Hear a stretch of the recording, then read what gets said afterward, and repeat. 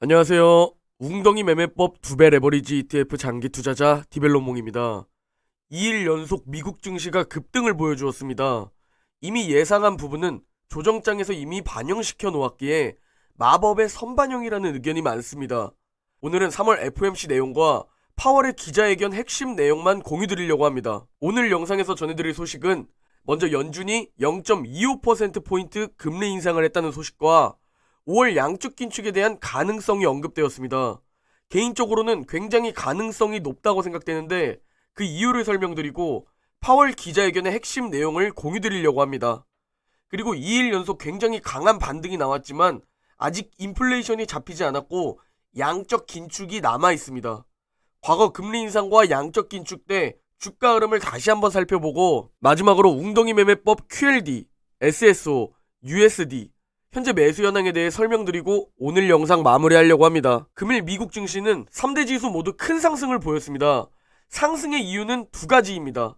금리 인상이 이미 선 반영되었다는 것으로 불확실성이 해소되었다는 것과 러시아, 우크라이나 협상 가능성이 좀 더 구체적으로 제기되었기 때문입니다. 화면의 검정 원을 보시면 장중 5월 양적 긴축을 할 수 있다는 파월의 발언이 나오면서 잠시 휘청했었는데요.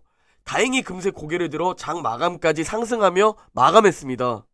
다우는 1.5% 상승, 나스닥은 3.8% 상승, S&P 500은 2.2% 상승 마감했습니다. 금일 맵을 좀 살펴보면 전체적으로 초록초록한 맵을 볼 수 있습니다. 2일 연속 마음이 편안한 맵인데요. 기술주, 반도체, 금융, 그리고 리오프닝 섹터가 굉장히 좋은 모습을 보였습니다. 미국 10년물 국채금리는 2.163입니다. 연준의 금리 인상 발표 직후 장중 2.248%까지 치솟으며 2019년 이후 최고치까지 오르기도 했었습니다. 금일 공포지수는 22입니다. 2일 연속 급등을 보여주었지만 그 전에 이미 굉장히 투자자들이 지쳐 있었기 때문에 여전히 극심한 공포 구간입니다. 그래도 이번 조정장의 최저 13에서 꽤 오른 것을 확인할 수 있습니다. 오늘 먼저 전해드릴 소식은 작년부터 굉장히 큰 이슈 중 하나였던 금리 인상이 이번 3월 FOMC에 3년 만에 0.25% 인상했습니다. 그리고 올해 앞으로 6번 더 금리 인상을 할 것을 시사했는데요. 즉 올해 7회 금리 인상을 한다는 겁니다.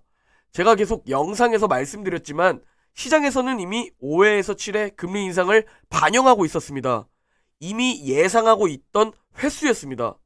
다만 생각보다 인플레이션이 안 잡힐 시 한 번에 0.5%포인트 올릴 가능성도 열어두었는데요. 이와 함께 페드는 이날 공개한 점도표를 통해 올해 말 금리 수준을 1.9%로 예상했습니다. 올해 남은 6번의 FOMC 회의 때마다 0.25%포인트씩 금리를 올릴 경우 1.75%가 됩니다. 즉, 한 차례는 0.5%포인트 금리를 올릴 수도 있다는 얘기입니다.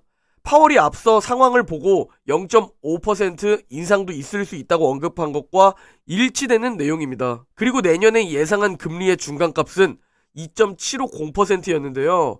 내년에 약 4회 더 금리를 올린 후 2024년 말까지 유지한다는 게 FOMC 위원들의 새로운 금리 경로 전망이었습니다. 이날 유일하게 가장 매파적인 제임스 블라드 세인트 루이스 연은 총재만 반대를 던졌습니다.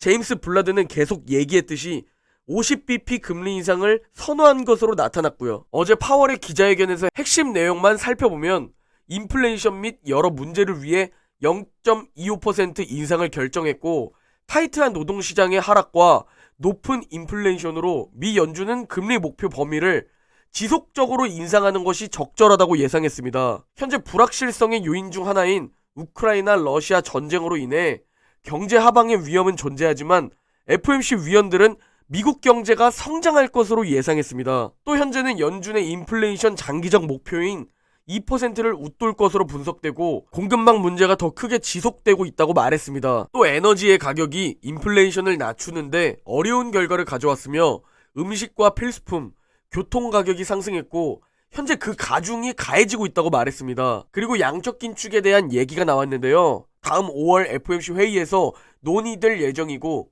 이르면 5월부터 양적 긴축을 시작한다고 말했습니다. 이 발언이 장중 잠시 급락을 보이게 한 원인인데요. 정확히 어떻게 발언했냐면 우리는 다가오는 회의에서 대차 대조표 축소를 시작을 발표할 것으로 기대한다 라고 말했습니다. 그러면서 확정은 아니고 논의 예정이고 시작될 수 있다고 전했는데, 개인적으로 최근 파월의 발언들을 살펴보면 5월 양축 긴축은 가능성이 꽤 높다고 생각됩니다.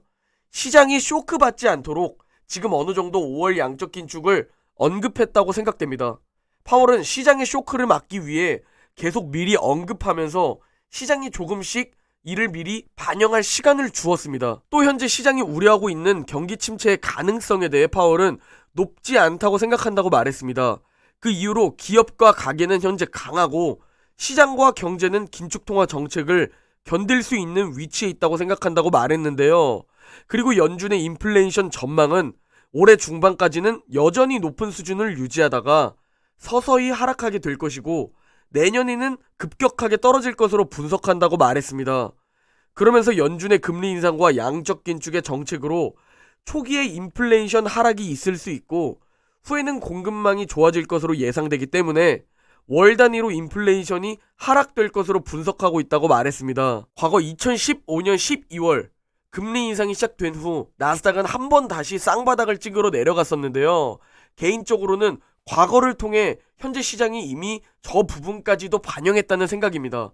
그래서 현재 개인적으로는 금리 인상과 양적 긴축으로 큰 급락이 올 거라는 생각을 하진 않습니다.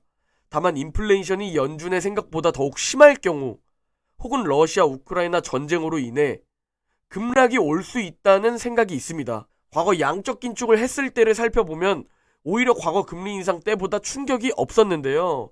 약 2년 동안 양적 긴축이 진행되었고 그 2년 동안 나스닥 2배 레버리지 QLD는 약 60%의 상승을 보여주었습니다.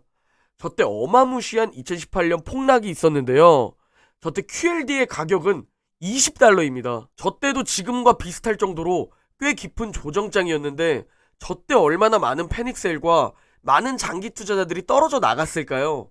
그런데 현재 QLD의 가격은 굉장히 깊은 조정을 받고 있는데도 불구하고 $60 위에 위치해 있습니다.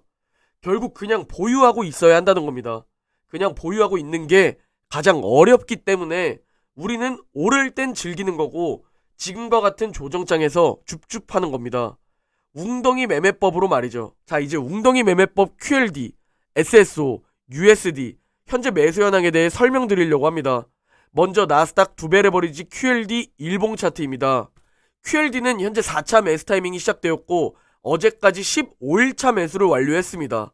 4차 매수 타이밍은 최대 40거래일로 나누어서 매일매일 분할 매수하시면 됩니다. 내 투자금에 따라 매일 2주를 살 수도 있고 3주를 살 수도 있습니다. 현금이 부족하다면 한 주씩 40거래일까지 아니더라도 한 주씩 최대한 오래 매일매일 매수하시면 됩니다. 다음은 S&P 500 2배 레버리지 SSO 일봉 차트입니다. SSO도 QLD와 마찬가지로 이제 4차 매수 타이밍 15일차까지 매수 완료했습니다. 4차 매수 타이밍은 최대 40거래일로 나누어서 주가가 오르나 내리나 상관없이 매일매일 분할 매수하시면 됩니다. 다음은 반도체 2배 레버리지 USD 일봉 차트입니다. USD는 이미 4차 매수 타이밍 매수 중이었는데요. 어제까지 벌써 33일차 매수를 완료했습니다. 4차 매수 타이밍은 최대 40거래일로 나누어서 매일매일 분할 매수하시면 됩니다. 그리고 인베스터 C님의 댓글을 가지고 왔는데요. 저와 비슷한 마인드라서 공유 드리려고 합니다. 최악의 시나리오상 20년 정도까지 생각하고 장기 적립식으로 모아가는 사람이라 편안한 마음으로 보고 있습니다. 과거 닷컴 버블 시절 나스닥이 전고점 회복까지 약 10년 정도 걸렸는데요. QLD는 레버리지라 10 몇 년은 걸리겠죠? 천천히 화이팅입니다. 라고 댓글 주셨습니다. 전 항상 최악의 하락폭과 최악의 조정 기간을 생각해두고 마음의 준비를 해두고 있습니다. 그래야 실제로 장기 투자를 버틸 수 있다고 생각합니다. 마치 파월이 우리가 쇼크받지 않게 조금씩 미리 금리 인상과 양적 긴축 언급을 해주면서 막상 그 일이 닥쳤을 때 충격이 덜하게끔 해주는 것처럼 우리도 언제든 폭락과 횡보를 각오하고 있어야 합니다. 그래야 실제로 그런 일이 벌어졌을 때 지루하고 고통스럽더라도 버틸 수 있을 겁니다. 그런 횡보와 폭락이 있어도 미국 증시는 다 이겨내는 모습을 보여왔습니다. 확신 없는 투자는 실패할 가능성이 높습니다. 미국 증시는 길게 보면 우상향할 수밖에 없다는 건 비관론자들도 부정하지 않습니다. 그래서 결국 가장 중요한 건 우리가 보유하는 기간입니다. 보유하는 기간이 짧으면 짧을수록 수익 볼 수 있는 확률도 줄어드는 겁니다. 그러나 반대로 보유하는 기간이 길어지면 길어질수록 굉장히 높은 확률로 수익을 얻는 종목입니다. 왜냐면 결국 우상향을 보여주는 종목이기 때문이죠. 결국 이번 조정장에서 떨어져 나가면 안 되고 앞으로의 조정장에서 패닉셀하면 안 됩니다. 그냥 적금 계좌라고 생각하시고 보유하고 있어야 합니다. 그러려면 멘탈과 심리가 중요한데요. 우리는 가장 확실한 우상향 종목을 골랐으니 이제 멘탈과 심리를 유지하기 위해 웅덩이 매매법으로 오를 땐 즐기고 웅덩이에서 줍줍하는 오줄 웅줍 하고 있는 투자자입니다. 절대 두려워하지 마시고 함께 10년 이상 보유해야 합니다. 오늘 영상은 여기까지입니다. 모두 행복한 하루 보내시고 내일 영상에서 뵙겠습니다.